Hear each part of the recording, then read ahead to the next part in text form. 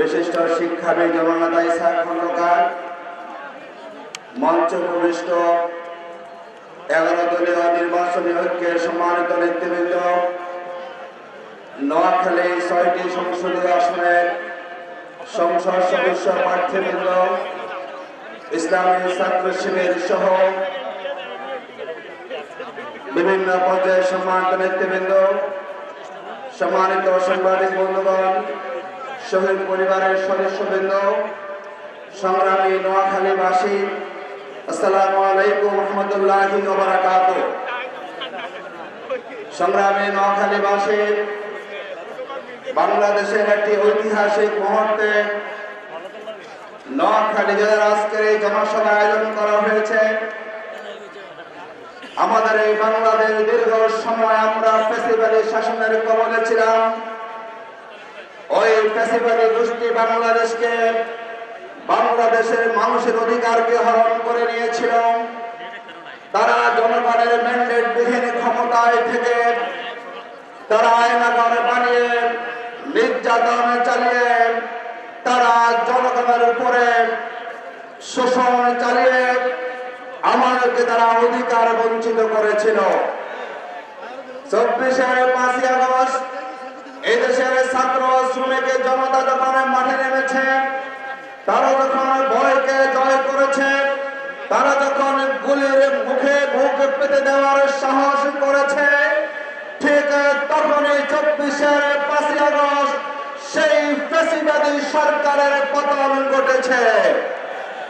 এবং যেই দেশ দীর্ঘ 15 বছর তাদেরকে বাংলাদেশের জনগণের মতের বিপরীতে গিয়ে তাদেরকে সহযোগিতা করে এই জনপদে আধিপত্যবাদী গোষ্ঠীর সাম্রাজ্য কায়েমে সহযোগিতা করেছিল, আমরা বলেছিলাম এই শক্তি কখনো টিকতে পারবে না। যাদেরকে জনগণ ভোট দেয় নাই, আমরা দেখলাম পাশের দেশ জনগণের ভোট না পেলেও তারা শেখ হাসিনাকে অভিনন্দন জানিয়েছিল।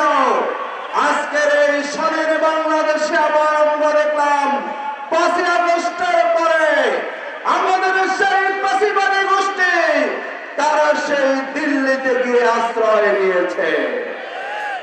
আমরা ভেবেছিলাম শেখ হাসিনার পতনের পরে কিংবা শেখ হাসিনার এই পতন থেকে শিক্ষা নিয়ে বাংলাদেশে আর কোন রাজনৈতিক দল ফ্যাসিবাদ হয়ে উঠবে না। অত্যন্ত দুর্ভাগ্যের বিষয়, এখনো জাতীয় সংসদ নির্বাচন অনুষ্ঠিত হয়নি, যার জন্য আমরা এখানে সমবেত হয়েছি। তার আগে বাংলাদেশের একটি দল তারা ফ্যাসিবাদের চরিত্রে আবির্ভূত হয়েছে। যেই বয়ানে আওয়ামী লীগ আমাদেরকে কথা শোনাতো, যেই কথা মিথ্যাচার করে আওয়ামী লীগ বাংলাদেশের রাজনীতি করছে, আমরা দেখলাম লন্ডন থেকে একজন বিদেশি এসে, যিনি 17 বছর আরামায় এসেছিলেন এবং সেখান থেকে গুপ্তভাবে সংগঠন চালিয়েছেন, স্কাইপিতে সংগঠন চালিয়েছেন, তিনি এখন নতুন করে ফতোয়া জারি করেছেন যে জামাত ইসলামী দীর্ঘ 15-16 বছর আমরা জুলুমের সাথে আপোষ করিনি। যেই সংগঠনের নেতারা আয়নাঘরে গিয়েছেন, যার আমি একাধিকবার কারাগারে গিয়েছেন, যেই দলের সেক্রেটারি দীর্ঘ 6 থেকে 7 বছর কারাগারে গিয়েছেন, যেই দলের 500 কর্মী শহীদ হয়েছেন, আর ওই লন্ডন থেকে আগত রাজনীতিবিদ বলছেন আমরা নাকি 15 বছর আওয়ামী লীগের সাথে নাকি আমরা মিলে মিশে ছিলাম।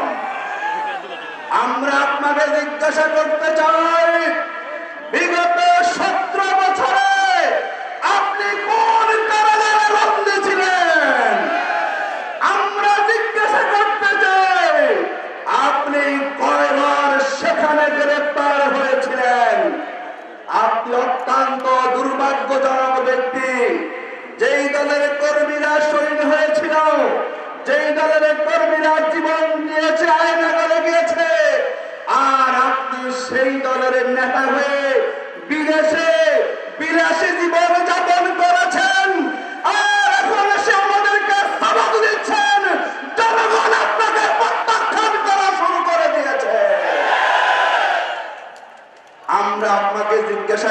চাই, যেই কথা মাহমুদুর রহমান বলেছিলেন আপনাকে সামনে রেখে, জনাব তারেক রহমান আপনি লন্ডনে ছিলেন, আপনি এখনো বাংলাদেশকে বুঝতে শিখেন নাই। অন্তত 17 বছর আপনি লন্ডন ছিলেন, অন্তত আপনি 17 মাস সময় নেন বাংলাদেশের রাজনীতিকে বোঝার জন্য। কিন্তু আমরা দেখলাম আপনি অপেক্ষা করতে রাজি নন। আপনি সারা বাংলাদেশে জামায়াতের পক্ষে, 11 দলের পক্ষে, দাঁড়িপাল্লার পক্ষে গণজোয়ার দেখে আপনি এখন কথাবার্তার লাগামহীন হয়ে পড়েছেন, ঠিক না বলে? এখন আপনার নাম হয়ে গিয়েছে লন্ডনে মুক্তি, ঠিক না বলে? এই বাংলাদেশে বহু মুক্তি আছে, নতুন লন্ডনে মুক্তির কোনো আমাদের প্রয়োজন নাই। লন্ডনে মুক্তির জায়গায় লন্ডনে হতে পারে 56,000 বর্গ মাইলে বিনা পড়ালেখায় কোন মুক্তিকে জনগণ মানতে রাজি নয়। সংগ্রামী নোয়াখালীবাসী, আপনারা জেনেছেন গত পরশুদিন শেরপুরে আমাদের প্রিয় ভাই রেজাউল করিমকে ওই মুক্তি দলের নেতারা কর্মীরা অত্যন্ত নৃশংস কায়দায় কুপিয়ে কুপিয়ে তারা সেখানে শহীদ করে দিয়েছে। আমরা জামাত ইসলামী জায়গায় বলতে চাই, আমরা নতুন বাংলাদেশকে ধারণ করে আমরা ইনসাফের বাংলাদেশ গড়তে চাই, আমরা কল্যাণ রাষ্ট্র গঠন করতে চাই। ওই সন্ত্রাসী করে বাংলাদেশের রাজনীতিকে 24-এর 5ই আগস্টের পরে জনগণ বিনামূল্যে প্রত্যাখ্যান করা শুরু করেছে। এখন সবাই বলে বাংলাদেশে নাকি একটা দল তারা মুসলেকা দিয়ে এসেছে, ঠিক না বলেন? আমরা শুনতে পাচ্ছি 5ই আগস্টের পরে আপনি দেশে আসেন নাই, আপনি নানা আলাপ আলোচনা করে আপনাকে এখানে ক্ষমতায় আনবে। সেই নিশ্চয়তা পাওয়ার পরে বাংলাদেশের জনগণের উপরে আস্থাহীন হয়ে, একটা রাষ্ট্রের উপরে আস্থাশীল হয়ে মুসলেকা দিয়ে দীর্ঘ 15-16 মাস পরে দেশে এসে আপনি এখন প্রধানমন্ত্রী হওয়ার স্বপ্ন দেখছেন না বলে? বাংলাদেশের জনগণ 17 বছরের পলাতক কোন ব্যক্তিকে এবার প্রধানমন্ত্রী বানাবে না।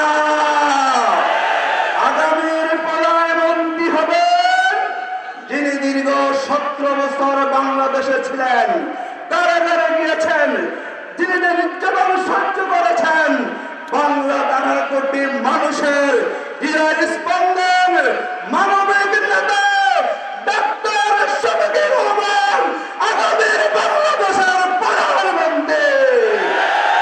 এই জন্য আপনারা খেয়াল করেছেন, টেকনাফ থেকে তেতুলিয়া, রূপসা থেকে পাতুরিয়া, মনে হচ্ছে একজনের হেমিলনের বংশীবাদক, তিনি যেখানে যাচ্ছেন গণজোয়ার সেখানে তৈরি হচ্ছে।